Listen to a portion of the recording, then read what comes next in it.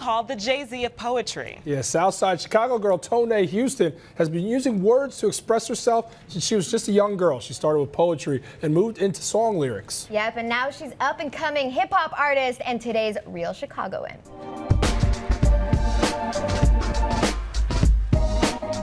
Being born and raised here in Chicago, you know, it's just always had a huge imprint on just my life. Hip hop, R&B, old school. I mean, like my dad has like old vinyl records all over the place of like, you know, Marvin Gaye and Michael Jackson and, you know, etc. So that was always the type of music that I listened to growing up. I've always been a storyteller. And so I think growing up, it was just a way of me journaling just my experiences, you know. Growing up south side of Chicago, you know, going to school in Inglewood, it was a situation where I saw a lot of things. And a lot of times, you know, being that young, 7, 8, 12, 13, you don't really know how to verbally express a lot of things. So poetry was just my way of releasing some of these feelings, you know, just about the environments that I was seeing, the situations that I was growing up in. And then spoken word was my way of just verbally saying, this is my voice, right? Even if no one else got it. This is my voice and this is my story. And it just so happened that other people related. So when I say it, I mean it. I'm never second guessing. And so my music is always trying to tell that hard truth in a way. It's not vulgar, it's not, you know, demeaning, but it is something where hopefully it makes you think, you know. And if the music makes you vibe as well, then that's a double win. I hate when people say, well, I'm only a X, Y, and Z, right? I think we're all more than just one thing, right? I'm a daughter, I'm a sister, I'm a friend, I'm a poet, I'm an engineer, I'm several different things. So I wanted to be more, I wanted to be categorized as more than just a poet. At 7, I got my first computer. My mom said it was an Apple. I was always just trying to figure out like how to code this or how this works or how that works. But also at 7 was when the writing started too, right? So I think it was just a natural progression to always want to do both. So I'm a UX engineer. UX stands for user experience. I got my degree from DePaul. And it's a creative element to that, right? It's very communicative with just users and trying to figure out what they need, but it's also about design. And so what do users want? Right? What's likable to them? Not just about the look and feel, but what's that experience like? The same thing with music. Me and Mr. Hill, we're working on my next project now. It's untitled, but I'm hoping that it gets out by the end of the year, early next year. And it's just hopefully gonna show my growth as an MC, show my growth as a writer, show my growth as a woman, in relationships, out of relationships, and hopefully it's still that relatable imprint that anyone 6 or 60 can listen to and say, I'm vibing with Toine. Together, you and I. Meant to be. All right, I'm ready to vibe with Toine right now. What do you think? Because she's joining us in studio to perform, y'all. Yeah, I think we're about to get some soul music. She's singing her song, You Ever, from her album, Love States. Take it away.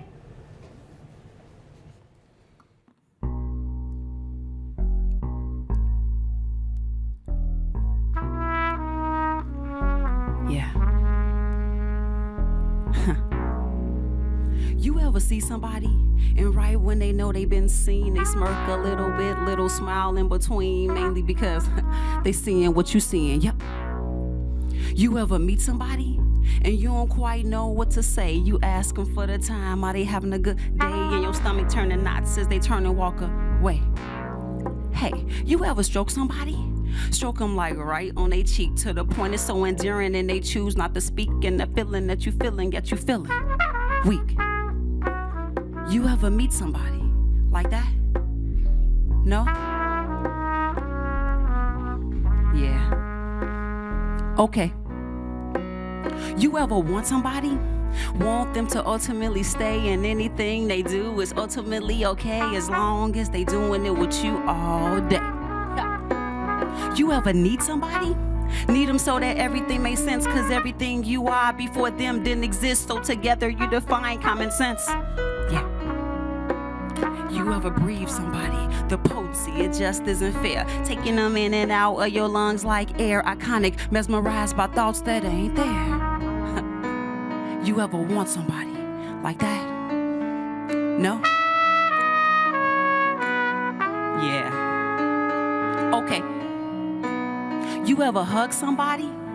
With the tightest ever squeeze, butterflies felt from your throat to your knees, tingling to the point your whole body wanna sneeze. Hey. You ever kiss somebody? sensational, something like extreme with sweaty palms, a tingle in your soul. So it seems that everything felt in that moment is a dream.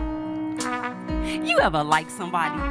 Like them for exactly who they are, even if by chance they can't even see that far, but your vision shows you you're a moon and they're a star.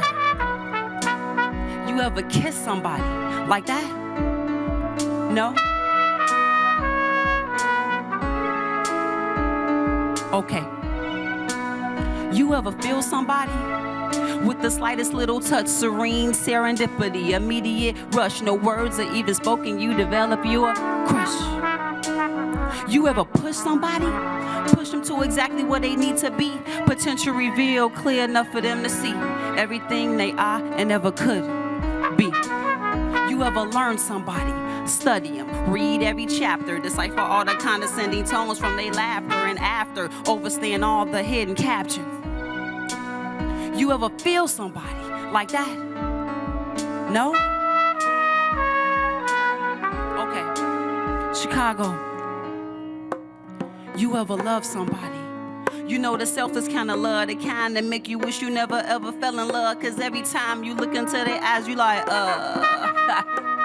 You ever think something, knowing that it's kind of hard to say, but hey, you've been speaking about it all day, so I'm simply gonna say it, okay? I met somebody. I want somebody. I kissed somebody. I felt somebody. I love somebody. You. Okay?